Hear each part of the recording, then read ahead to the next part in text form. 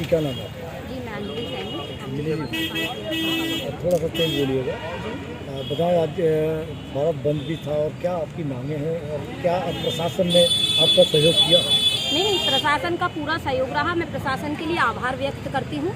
और जिस आज हमारा काफिला जो भारत बंद का जो ऐलान किया गया था, भारत बंद का ऐलान इसलिए कहा गया था, आपने देखा होगा कि पूर्व में सर्वोच्च न्यायालय के द्वारा SC/ST आरक्षण में वर्गीकरण का जो प्रस्ताव आया, वर्गीकरण के लिए कहा गया था, जिसका जिसको लेकर के SC/ST वर्ग में रोष व्याप्त है, जिसको लेकर के हमने 21 अगस्त का भारत बंद का ऐलान किया। आप वर्गीकरण की बात करें, आपने पूर्व में OBC कैटेगरी में भी वर्गीकरण का प्रावधान है, तो OBC में भी 4000 5000 से ऊपर की जातियां आती हैं, उनमें कितनों को एक ऐसी आप हमें बताइए कि एक जाति को आपने आरक्षण का लाभ पहुंचाया हो वर्गीकरण करके भी, उसमें भी आपने क्रीमी लेयर का प्रावधान कर दिया। ठीक है, आपने वर्गीकरण किया, लेकिन जब आरक्षण के बाद भी व्यक्ति चुन करके जाता है तो आपने NFS लगा दिया। तो कहाँ आप आरक्षण का आप लाभ उस वर्गीकरण के बाद भी दे पा रहे हो? वही प्रावधान आप SC/ST आरक्षण में ले आए। आपका कोई भी एजेंडा नहीं है, आप किसी भी एजेंडे से काम नहीं कर रहे हो। ना तो आप OBC में वर्गीकरण करके उनको लाभ दे पाए और ना ही आप SC/ST में वर्गीकरण करके लाभ दे पाएंगे। आपका सिर्फ एक एजेंडा है कि इनको खंडित कर दिया जाए कि जब इनके हक अधिकारों की बात आती है, जब इकट्ठे हो जाते हैं तो इनको विखंडित ही कर दीजिए। जब इकट्ठे ही नहीं हो पाएंगे तो अपनी बातों को कैसे रख पाएंगे?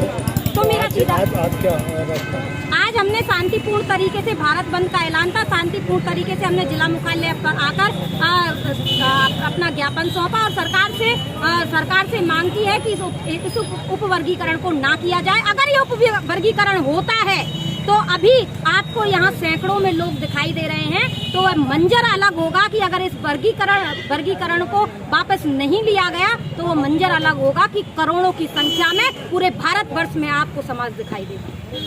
जय भारत। जी बताएं, आज भारत बंद भी था, क्या मांगे हैं? आज हमारी खासतौर पे अनुसूचित जाति और जनजाति के लोग जो सुप्रीम कोर्ट के डायरेक्शन 7 सदस्यीय पीठ ने कहा है कि SC/ST के रिजर्वेशन में अनुच्छेद 141 को ताक पे रख के 9वीं सूची को ध्यान में न रख करके भारत की संसद को नजरअंदाज करके जिस तरीके से उन्होंने आरक्षण में वर्गीकरण की बात की है, सीधी बात है। ये आरक्षण का वर्गीकरण समता फाउंडेशन बहुजन समाज के लोगों को, भारत के वासियों को, भारत के नागरिकों को, अम्बेडकर अनुयायियों की लाश पर होगा। हम इसका प्रतिवाद करेंगे। आज हम जानते कि ये डिसीजन क्यों आया, क्योंकि न्यायपालिका में, कार्यपालिका में, विधिका में और विभागों में और भारतीय समाज में जातिवाद का बोल है। जातीय मानसिकता के चलते हुए ये आया, तो हमने सोचा क्यों ना जातिवाद का पुतला जलाएं। हमारी मांग है आज कि भारत में से भेदभाव खत्म हो, जातिवाद खत्म हो, ऊंच नीच खत्म हो और अंदर की दोहराव बांटी जाए, भारत में जातीय जनगणना हो, समान शिक्षा लागू हो, आंकड़े सही तरीके से। सरकार पे बड़ा मजा आता है, सरकार पे बड़ा हंसी आती है।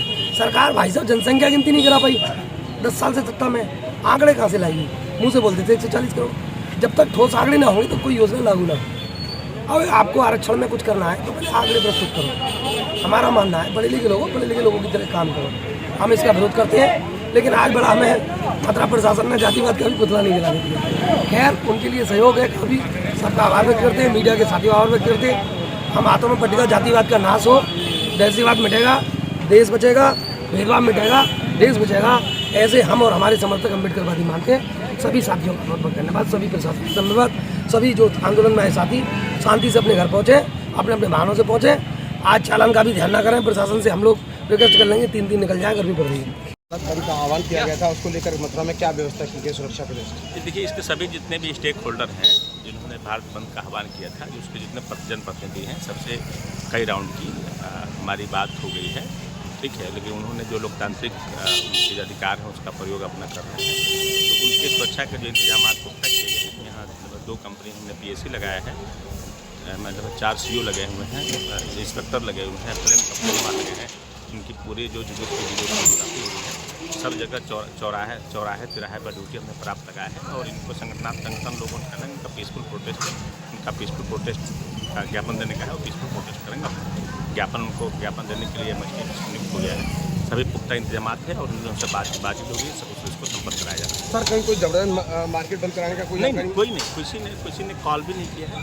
नहीं, इन लोगों ने जो जिन लोग आज अपना वो जुलूस निकाल रहे हैं उन्होंने भी कॉल नहीं किया है और कहीं से कोई बात भी नहीं कि कोई किसी को मार्केट बंद करने का कोई अधिकार भी नहीं है कि कोई मार्केट बंद कराया गया। यदि किसी को किसी व्यापारी को लगता है कि कोई व्यवस्थित मार्केट बंद कराया गया तो तत्काल हमसे संपर्क कर लें, सीसीटीवी संपर्क कर लें कि जो आदमी मार्केट बंद कराया उसके खिलाफ सख्त कार्रवाई की जाएगी। हमसे जुड़े रहने के लिए हमारे YouTube चैनल को सब्सक्राइब करें और नई वीडियो की नोटिफिकेशन के लिए बेल आइकॉन को दबाएं।